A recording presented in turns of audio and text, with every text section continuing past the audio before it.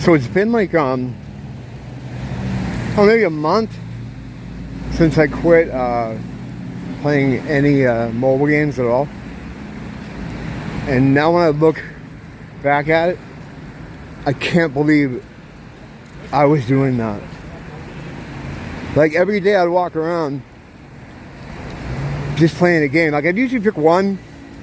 You know, the last one I was playing was the Iron Maiden one. But it's always something retarded, you know. I was Diablo Immortal for a while.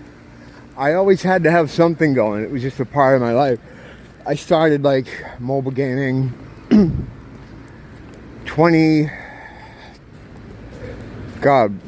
whenever Avengers, I forget the name of the game. It wasn't Future Fight. It was like Avengers Assemble or something. I don't know, some fucking game. I think it was like 2015 I started playing. So it's been almost 10 years. Because I'd stop playing, I get sick of one and move to another. But there was very rarely a period when I wasn't playing something. And it was taking so much of my energy. I kind of knew it. I made videos about it before. About all the satanic stuff that's in them and all this. You know, when you're getting ready to play a game, it's on those loading screens. Those loading screens is loading up the spell. So the imagery that'll show on the screen is almost hypnotizing you. Like, you know, it'll show like a cutscene or like a still image of this. And there's a specific reason they pick the images they do and that they show them to you in the order that they do. I know it sounds fucking schizo, but I mean, everything does here, right? So, it's a spell. And it took like I forget who it was. I almost said a religious person. I think it was, I don't know if it was a pastor or a priest or something. He was talking about video games, not mobile gaming in specific, but just video games. And how it makes harvesting Satan, harvesting your energy. He wasn't explaining it in like a Gnostic way, like how I tend to do it, like, you know, loose farming and stuff. But he was just kind of highlighting how playing video games, I forget how he said it, but hearing him say it, it just clicked with me. And I was like, no, dude, you know this. You got to stop doing it. And I did. So I stopped. I quit. And now that it's been long enough, it's just like anything else I quit doing. You know, like drugs or booze or anything that I've quit throughout my life. When I look back at the time doing it, like, I can't believe I was doing it. Like, why was I doing that? Oh my God. Because you're in some kind of spell. It was spell. It's fucking spellcraft, man. That's all this shit is. It's all this is like black magic zone, you know? They use magic for everything. And they give us science. But yeah, I was talking about it with Mia here earlier. I was shooting a video on the way to work. I didn't want to get too into it, but yeah, the idea that in the end times people would become so enthralled by the beast, they would sacrifice their children to him. And I used to hear that, and it conjures up all kinds of images.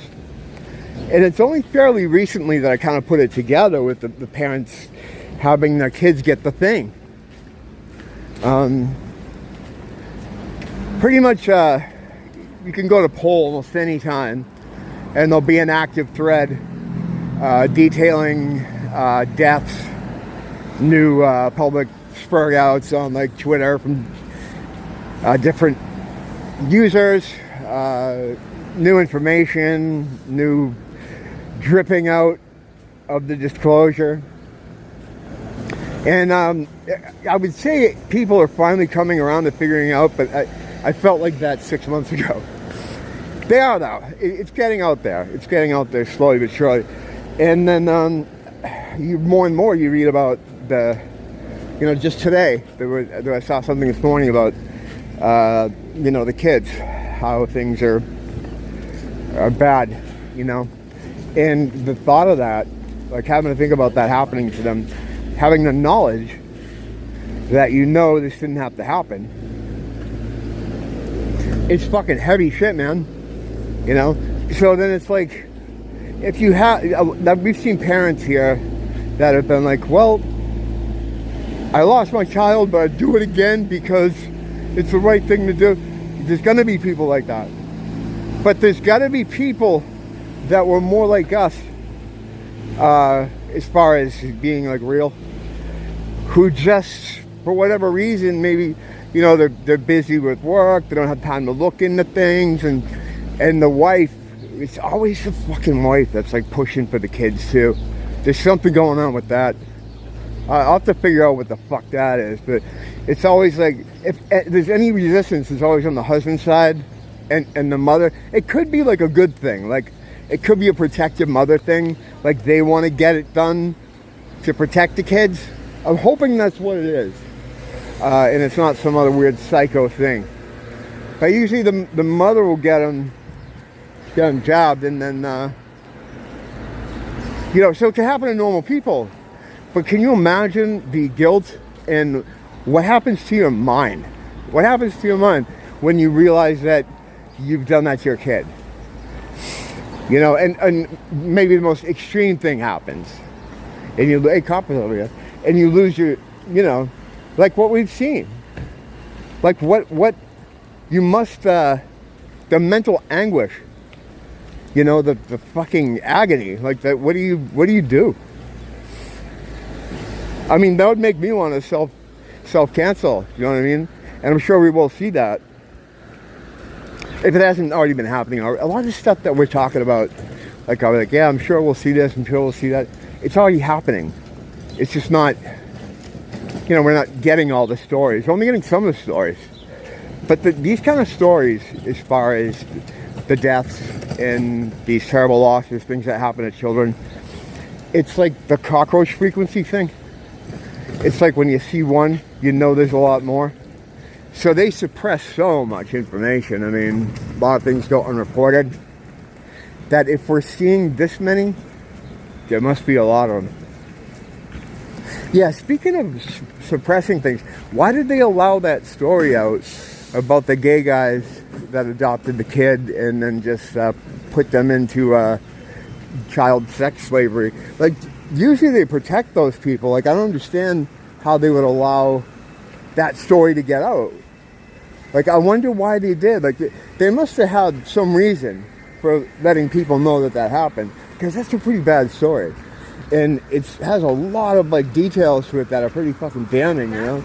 Like, what was usually, like, I would think they would hide that shit like big time. Like, no one would get to know about that, because it is bad for a lot of things for them. But it just kind of makes sense. Like, letting these guys adopt a boy is like letting fucking Ted Nugent adopt a, you know, an 8th grade girl. It's like, you know, that's what they're into. And, you know, I know a lot of gay people, had them around me, had them in my family. But I will say this, and it's true, so I don't give a fuck. I can't, you know, I don't feel bad about it. All those dudes, man, you go in their bathroom, there's always some kind of thing with like a naked child. You know, oh, it's in the bathroom, it's above the toilet. There'll be a kid with his pants down peeing. It's like, oh, isn't that cute? But that kind of stuff, they wouldn't say, isn't that cute? But it's that kind of stuff. A lot of little kid boys usually peeing. They're just into that aesthetic. It doesn't mean they're, you know, pedophiles, all of them. I'm pretty sure, you know, I know some that I know, I'd bet anything are not, you know. But it is an aesthetic that they tend to gravitate toward. And then you look at the whole picture, and it's like, all right, well, we wanted the gay marriage thing, right? And I remember when gay marriage was coming around, like, people I knew would be like, it's a slippery slope, dude. And I'd be like, come on, man, what are you talking about? They just want to have the same things everyone else wants. And they used to, all the talking points, you know, I had what if one of them's dying, you know, they need to have the ability to see each other. All the stuff that they put up as reasons they wanted it. And I used to think the slippery slope people were just kind of being dicks, you know. Well, turns out they were 100% right.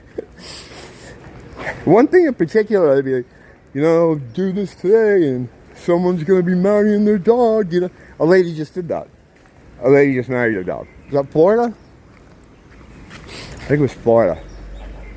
So it's like the perfect plan. Like, how do you let dudes that are interested in kids get kids in a relationship they can't get out of? Well, they can adopt. Well, they need to be married to adopt first, right? So now you're starting to see how this whole thing, that's the sad thing. Most of the stuff that goes on in the world is all designed with one end result in mind. And that's fucking kids. There's no nice way to say it, but that's what a lot of stuff in the world is geared toward. And I don't mean just the gay people. There's all kinds of people, Satanists, the power people, the blackmailers. It all revolves around that and the human trafficking of. And of course, the stealing of parts, the adrenochrome thing. I was posting something on Instagram about the cord blood and the stem cells and how they clamp off the cord and keep that stuff. And I give the mom the fucking metal clamp as a souvenir. It's a humiliation. It's pretty crazy. So kids are worth money. It's a big business. People always say oh, money runs the world. Money doesn't run the fucking world. Money doesn't run the world. The power, people with the power, they fucking can print that stuff anytime they want. That's not running the world. Kids run the fucking world. The trade of, the mutilation of, the rape of. It's fucking, it's tough. We're here to endure.